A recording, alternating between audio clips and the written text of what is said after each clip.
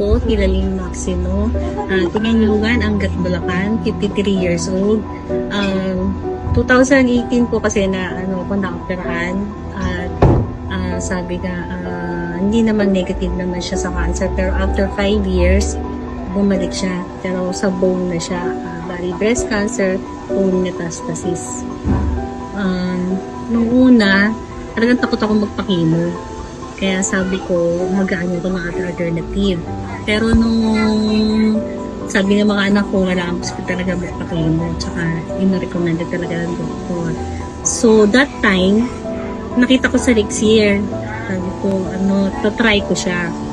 Tapos, nung nagpa-chemo ako, first, second, and third yun, wala akong, actually, sabi ng doktor, may hilong, nagsusuka, mawawala ng panlasa, talagang, yung mga bad side effects, talaga, mostly talaga, yun ang nararamdaman ng iba. Pero ako, nung gumamit ako ng Elixir, ko kay madam, sabi ko, wala akong naramdaman. Hindi ko yun, actually, tumaba pa nga raw ako.